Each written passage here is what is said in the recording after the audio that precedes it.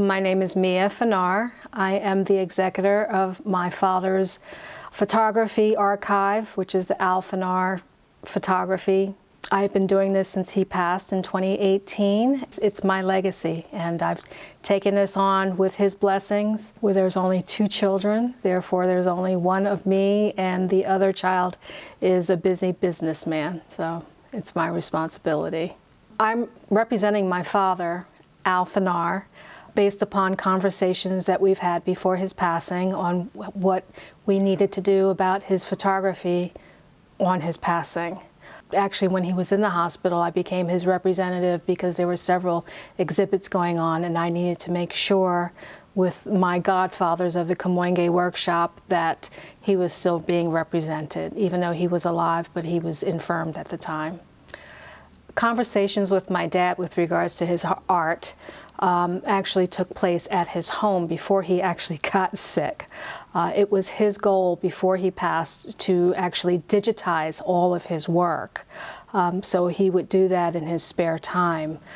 There would be times that I would go by there and I would help him digitize work, but not only his work, I also have photography from our family that is all in black and whites, and some photography that was from the early 1900s that we were digitizing and also cataloging electronically. My father and I spoke about it. I do have one brother, and my brother is a very business doctor in self-practice. And I would be the one who would have time to sit with my father. Plus, I'm an organizer. My brain just allows me to catalog things and put things in order. So it was natural for my dad and I to work on his digitizing of his art together. And then our discussions from there is, what are we going to do with it? So we've had talks about exhibits, a solo exhibit, which I thought would be wonderful, as well as a book. And then, of course, where and when he does pass, how his archives were going to be handed down. It just so happens my occupation does not include photography until my father passed. I'm a business person. I have a business mind. I have a very technical mind. So when it comes to organization, I'm perfect for that. As far as artistic endeavors, I sew, I paint, I do take photographs, but I wouldn't say that I would take photographs or have any art hanging in a museum. So to speak, but I, having been raised with a photographer, by a photographer, I do have a love of photography and I love of the arts. Growing up with my father as a photographer was ordinary. He was just another human being, another dad who supported his children in all art endeavors, who carried a camera. Photography was in his heart. I realize that now. Actually, I realized that a long time ago. But Dad was just another dad. I wouldn't say he was anything different than anybody else's father. Although my father was hands-on. He could build anything, he could grow anything, and he took pictures, and he took pictures out of the love of his heart. My father's demeanor did not in any way show that he was a fine art photographer. He was just a dad. He was an incredible dad, and as far as his art, it hung around our house. But we just saw it as his photography. We didn't see, it was our personal art. And currently to see it hanging in the exhibits now is pretty amazing. But yeah, he was just an ordinary dad. Photos that bring back memories of when they were taken, I would say one specifically is called Chet Cole's Farm. It was taken up in Montpelier, Vermont, back in the late 60s, early 70s. It's a child crawling on a sculpture that was on this gentleman's farm named Chet Cole, and the sculpture actually happened to be done by a famous or semi-famous sculptor, and it currently is an incredible image because you see children or a child crawling in grass on the ground. You're seeing a child crawling on a sculpture, And, you know, people today have just become so involved with safety and involved with, oh, I can't let my child get dirty, or I can't let my child crawl on that because they may fall.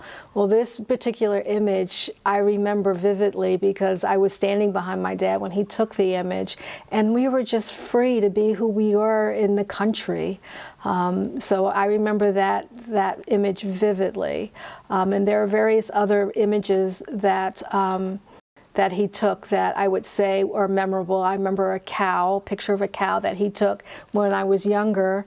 And then when I was in college at Rutgers, I took a art class, and I took that photograph and I drew it in black and white pencil, and got an A on it. But it was pretty incredible.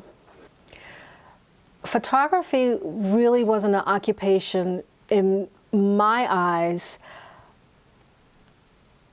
I mean, it was, but my dad never did it as an occupation. He did it because it was in his soul, it was in his heart. And history says that photography was not an occupation until I think Ansel Adams or somebody's photograph ended up being on a cover of Times magazine, and the world went crazy. It was like, wow, okay. And Dad started the Kamoinge workshop because photography and black photographers, it wasn't an occupation to be a photographer. My father's occupation, as he retired, he was a videotape editor for NBC News in New York. And that was because of his film career. And he was one of the first black videographers for NBC News in New York, trained lots of people, and retired with them, and used to do special news reports from all over the country, would travel when needed to special riots, and worked in the newsroom to edit and make sure that video, high quality video, got published or saw on the news. Dad in his later years did not do video. He was always a still photographer. And even if he had the chance, I mean, he did carry a digital camera, he would always go to still photos. I don't think he saw very much use, and plus there was a lot of technology required to do video that I think that he just didn't have the patience for. My dad's transition from film to digital was quite easy. I mean, when he started seeing images, digital images coming from digital cameras and even digital phones, he embraced it. He also embraced, he was a man of textures. And, you know, at first he had a problem with digital cameras because they felt they were small and they were sleek and the finish was all wrong. It didn't feel right in his hand. But then that improved. And I think he ended up, to his last days, using a little tiny Pentax camera that had a little graininess to it on the outside and had some curvature where he could hold it in one hand and take photos. But he definitely embraced digital photography, and he embraced the whole idea of that his images that he digitized were much better than his vintage work. My dad's involvement with Kamoinge started way back when he first came back from the Air Force in New York and was working for a film house. I can't remember the name of it, but he and Herb Randall were working there, as well as I think Jimmy Manis, and they were all interested in photography. And then they ended up meeting some other black photographers in the area who are also interested. And as individuals, they realized that their art could not be taken seriously as individuals because, one, they were black, two, they said they were photographers, and they felt as though if they were a group, as there were many groups around the country doing various other types of art, that they would have better representation. So they formed the Kamoinge workshop. It just so happens the word Kamoinge means working together, or a group working for the same reason, and this is what they determined that they were. And Dad and Lou Draper actually, I'm not sure, both of them came up with the name Kamoinge, and thus they adopted the name Kamoinge Workshop. And as a child, their meetings used to be monthly or sometimes, every other week if you lived in the neighborhood, and they would change houses, and eventually they ended up having a studio where they would have meetings. And I just remember going to other people's homes where they would have these meetings and eating all kinds of food, being spoiled by everyone, also getting in trouble as a child because I was a toddler and I'd somehow end up in somebody's darkroom space or bathroom where they kept their photosensitive paper, and I'd open up the box and take paper out and start drawing on it and ruin people's paper. So, yeah. But I remember those days, and that was an extended family. Everybody was family in those days. And after, I remember us moving from New York to actually moving to the suburbs in New Jersey, everyone from Kamoinge coming over to our house, and we'd have barbecues and they'd have meetings, and Dad would take a car and they'd pile into a car and they'd all go shooting in various different neighborhoods and areas throughout New York and New Jersey. I was not involved with my father's work other than attending an exhibit here and there. I was not involved. I mean, I went to high school, went to college, moved away from home, went to work. And I became very involved with my dad's life and work in the last 15 years of life when I ended up moving to California. I saw my father's work differently after I became involved when I was doing his cataloging after, unfortunately, his passing. And I remember a photograph hanging in our house that I'd completely forgotten about.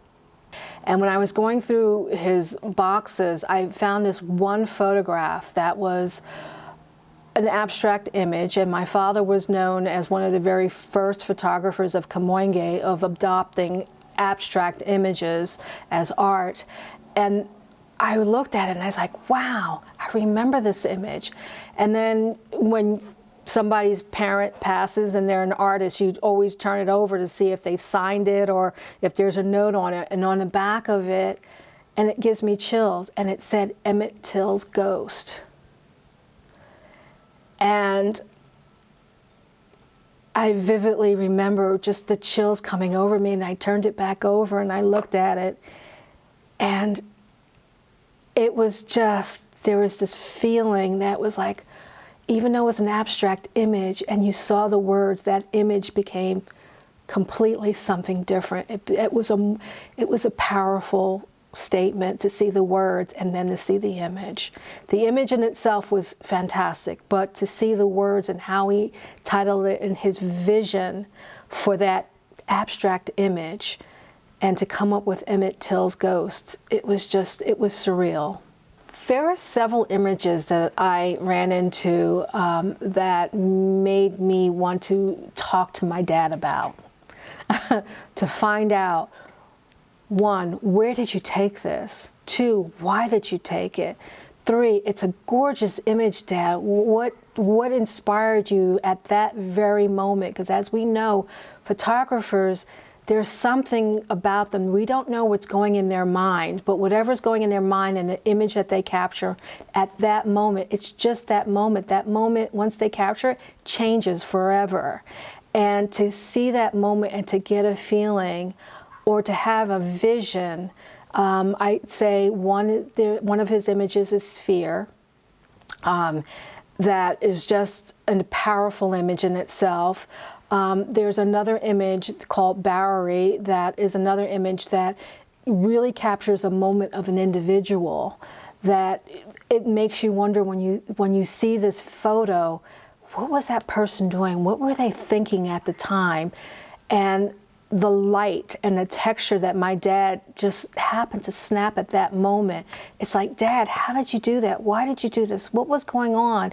What was happening? Then there were some other images that I saw that I've always seen, but with the recent exhibits, I saw almost the same images from some other photographers. So I wonder, Dad, were you with Lou Draper at the time when you took this? Because Lou has a similar picture. Were you guys together? What was going on in that specific day? You know, were you out as a group? Because a lot of times they did go out as a group. So yeah, there were things that I really wanted to know about, that when going through his pictures, that it was like, gosh, I wish I could just ask him and just have that conversation with him right now. Had I been more artistically inclined in high school and college, my conversations of my dad would have been different. I think that it's not just my dad, but there was also my mother. But we were raised that, you know, high school, college, get a job, be successful, pay your bills, be a responsible citizen. I'm not sure, and because my dad was not a photographer as a vocation, he didn't make a living at it, I don't think he could have been supportive at that. It's interesting because I am a person of business and of like math and engineering is my shtick. And when I see the female sportscasters on TV now, we did talk about, like, Dad, I think I would have been great at doing that because I love sports and I love numbers. I was great at statistics. I love this. I used to be a statistician for my high school football team, my basketball team, the wrestling team, the baseball team. And my dad said, yeah, I think you would have done very well in communications, changing your vocation to communications and being on the sidelines of football games and following the communications and the news realm that he followed. So that's what we spoke. We did speak about that. We did speak about that. My dad and I spoke about photography, and what he wanted to accomplish was basically digitizing all of his work, you know, and that was slow going because, you know, he was a paraplegic. He took care of himself. He had to keep house and home. He chose to do that. So time was of the essence for him. And when he had those moments where he could spend time in his lab at his home to digitize things and to make sure that if things were going to be printed, that they were printed perfectly. So it wasn't just digitizing, but it was ensuring that his work was color corrected, was shadow corrected. That's what he did, and he did accomplish that. Not all of it, but he did accomplish that. As my dad's representative and preparing myself upon his transition from this earth was not expected as quickly as it was. I mean, he was hospitalized 6 months prior to his death, so I did have some time to think about it. I knew that there were some photography exhibits that were coming up that I needed to act upon in order to participate and keep his work going. But for me, wow, you might have to ask my husband that, because where we were living, we didn't have an extra room, so I literally got rid of our couch, our living room. I transformed our living room to an office like this in order to handle his volume of his work and boxes and computer equipment and printers, in order to find out what I have and to start cataloging his work. The process of cataloging my dad's work and getting a handle on everything has been a little challenging. I mean, I am a wife. I work full-time. I've got a show dog, and I have other endeavors that are personal to me other than doing this for my dad. So it's been slow going. Luckily, I know that God willing, time is on my side and that I will have time to do this. I have begun going through photographs with some of my godfathers of the Camoinge, and we have chosen some images to do a book. And from the book, we'll have an exhibit, and we're on the first draft of the images, and we do need to go through the images again by the end of this year. But preparing for this, and for me, It's been challenging with time, but it is something that I know that has to happen, and I will not leave this earth without it being done, because those are the promises that I made to my dad. And the why also is my brother, we're only 1 year in difference of age, has 3 sons that are toddlers. The first was born when my dad just entered the hospital, and so he really never got to meet his only grandchild at the time. And since then, there's been 2 other grandsons born, and the legacy. I'm doing it for the legacy and for my nephews, because they need to know the greatness that they come from. And the greatness was not only my father, but his father, you know, who is in the Negro League Baseball Museum as a Negro League baseball player, who has equipment in Cooperstown, who has, you know, a long legacy, you know, of being friends with Satchel Paige, and, you know, of Larry Doby being my uncle's godfather. So we have a legacy, and right now I am in the generation to ensure that that legacy is recorded and that my nephews know the greatness in which they came. Wow, how far do I want to go with this? I want to take it to the point where, yes, there's a book, and it'd be nice if Aperture or some other awards, you know, we show up on the New York Times bestseller list for art books. That would be wonderful. You know, I can only hope. I can only hope, and I can only do what I think is my best, and I will do my best. And everyone who knows me, I always do my best. If a museum or any type of gallery would like to have a show of my dad's, I would need to find out, one, obviously do my research on the museum, on the gallery, two, find out what type of exhibit it is. I will say that I entered an exhibit where I just didn't understand the cohesiveness of the exhibit. They just had photographs from everyone, everywhere, different time frame, and I just didn't understand the meaning of the exhibit. I think that's important. It's funny when you learn things like this, going through trial and error. But I would find out what images, because obviously people already have images in mind of what they would like.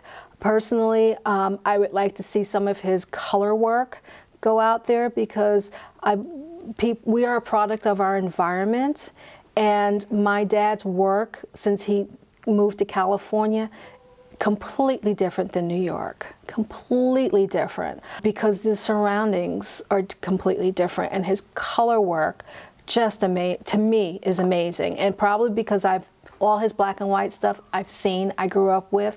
But I remember living in Washington, D.C., and my dad would say, hey, I'm going to send you some of my new color stuff. And he'd send it to me, and I'd get it in the mail, and it was like, oh my God, this is incredible. The vibrancy, and it would be abstract, but just beautiful and typical California. So I would like to see that. But I would definitely do my research to find out what this organization, museum, gallery, would like to do, and to see what the subject matter would be. Because I think there needs to be some type of cohesiveness or subject matter in order to have a good exhibit. My dad was getting a divorce from his second wife, and he was living in New York. My dad was a paraplegic, and to move to California just seemed right. In New York, you have the weather. When the winter came, Dad would fall into a depression because he couldn't get out and about. He was very sociable, but in a wheelchair there were challenges. So to move to California just made sense, where he didn't have to worry about the elements as much as you did in California. And this is where my brother was at the time established. He had been here for many years, and you know, it just made sense that he would move closer to actually one of his children. For me, I lived in Washington, D.C., I lived in the suburbs, and it wouldn't have been, and I lived in the woods, sort of, so to speak. So it wouldn't have been a conducive environment for him to be sociable and to get out and about. But to move to California, it totally made sense.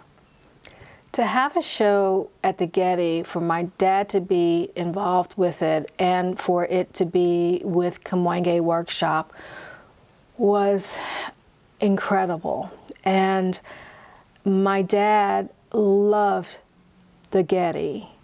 If Father's Day was coming about, if his birthday was coming about, if one of my brother or I had a day off, Dad, what do you want to do? We have a day off. Dad, it's your birthday. Dad, it's Father's Day. What do you want to do? Dad would always say, I want to go to the Getty. And we would take him to the Getty. For a paraplegic, the travertine floors were perfect for him to wheel. It was very friendly to everyone who has a handicap. And he just loved the environment. He loved the art. He loved everything about the whole complex. He loved being on top of that hill. He loved seeing, the miles and miles of ocean that he could see forever. He loved going through the gardens. It allowed him true access to the entire complex that hardly there are very few places that are like that. And to go there and to have his work there, it's just amazing. Amazing for him to be not just going to the Getty, but to be in the Getty. The importance of what I'm doing in keeping my father's vision, my father's art in the forefront of Black fine art photography is so important for history. We've already established ourselves, the Kamoinge Workshop has established themselves as a transition of art for fine art photography, first of all, and Black fine art photography.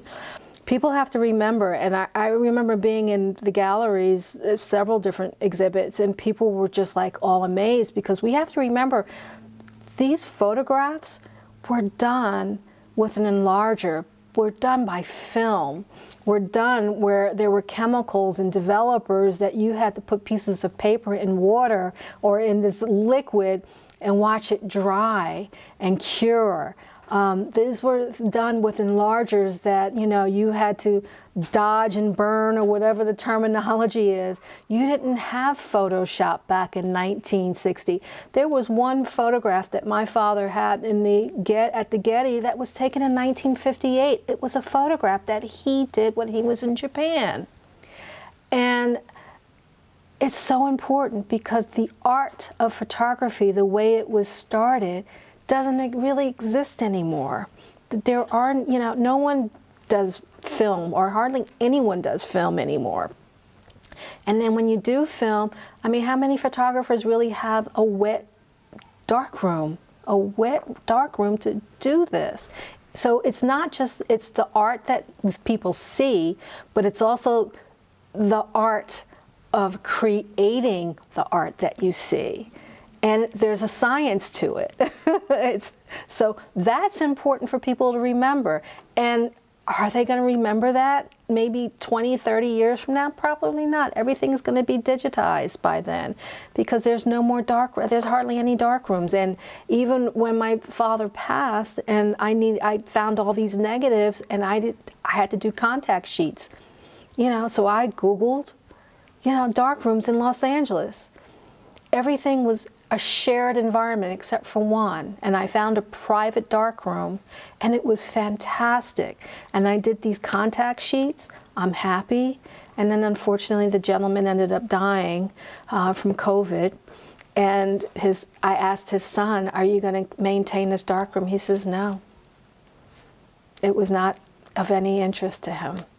So it's important. The art, the Kamoinge, Black fine art photography has come a long way. We now have so many, and it was demonstrated actually in another exhibit that was here in Los Angeles at the Broad, and it traveled and it started in London, Soul of the Nation, and it was all fine art photography in different mediums. So it's come a long way, and it's very, very important. And what I'm doing is very important, one, for my legacy, from my nephews, my families, from my fathers, and for the Kamoinge, and for Black fine art photography.